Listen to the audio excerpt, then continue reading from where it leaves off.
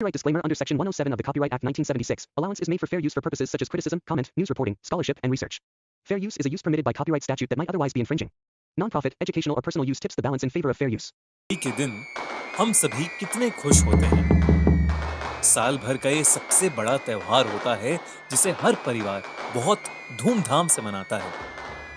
लेकिन क्या हो अगर हम आपसे कहें कि मणिपुर के एक गांव के लोग दिवाली के दिन अपने घर से बाहर नहीं निकलते?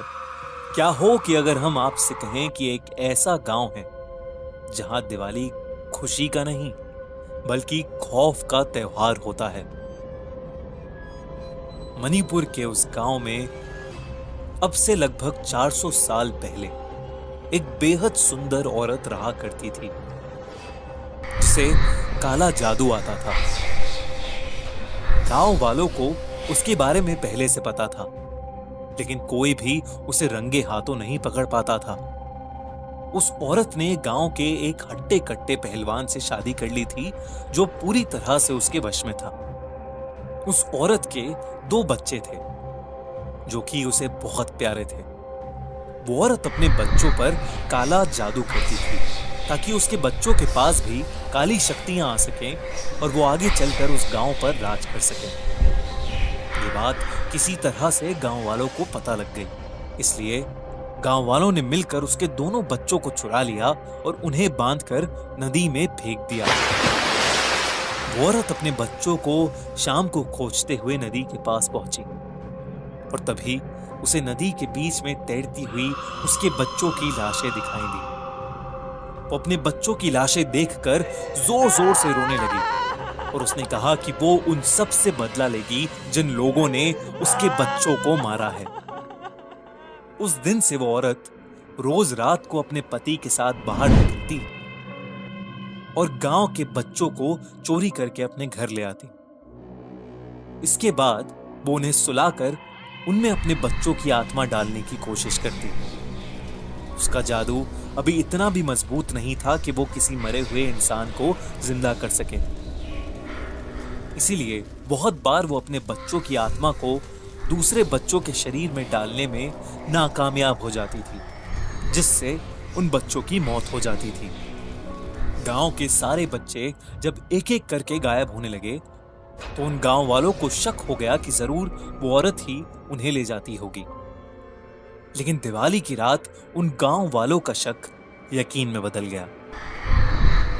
उस रात उस औरत के घर से जोर जोर से अजीबोगरीब आवाजें आ रही थी। गांव के कुछ लोगों ने उस डायन के घर के पास जाकर उसके घर में झांकना शुरू कर दिया। उन्होंने देखा कि वो औरत 2 बच्चों को जलती हुई आग के बगल में बांधकर कुछ मंत्र पढ़ रही थी।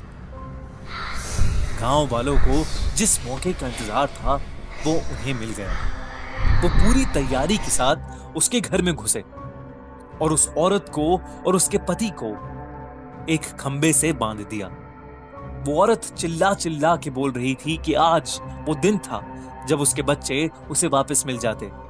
वो गांव वालों से भीख मांग रही थी कि वो उसे छोड़ दें, लेकिन गांव वालों ने उसकी एक नहीं सुनी। दिवाली का दिन था तो गांव वालों ने सोचा कि वो उस डायन को पटाखों से जलाकर मार देंगे। उन लोगों ने उसे और उसके पति को पटाखों से लपेट दिया और उन पटाखों में आग लगा दी। पटाखे जोर जोर से बजने लगे और उन दोनों के कपड़ों ने आग पकड़ ली। उसका पति वहीं जलकर राख हो गया। लेकिन डरने की बात ये थी कि अब वो औरत चिल्ला नहीं रही थी। वो हल्की आवाज में कुछ बोले जा रही थी, जैसे मन ही मन वो कुछ मंत्र पढ़ रही हो। गांव वालों ने इस पर ध्यान नहीं दिया और वहां से चले गए और यही उनकी सबसे बड़ी गलती थी। वो औरत जो मंत्र पढ़ रही थी उससे वो मरकर भी जिंदा रहती। जिन रस्सियों से उसे बांधा गया था वो रस्सियां जलकर खुल गईं और वो औरत आजाद हो गई। वो अब भी जल रही थी, उसका शरीर खत्म हो रहा था, लेकिन वो खत्म होने का नाम ही नहीं ले रही थी। वो औरत हंसते हंसते जाकर नदी में कूद गई।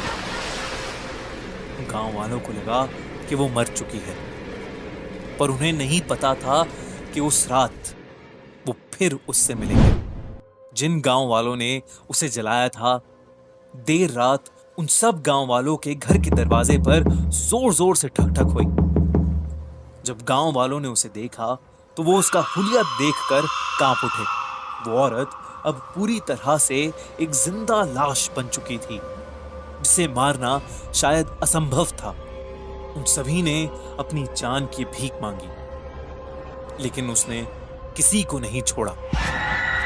उस रात के बाद से हर दिवाली को वो औरत उस गांव में दिखाई देती है।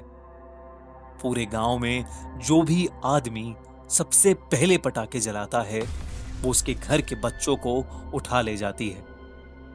तो इस दिवाली जब आप अपने परिवार के साथ सेलिब्रेट करें, तो ये याद रखिए कि आप कितने खुशनसीब हैं जो आप उस गांव में पैदा नहीं हुए। खूनी मंडे टीम की तरफ से आप सभी को दिवाली की हार्दिक शुभकामनाएं। Happy Diwali to the entire Khooni Monday family.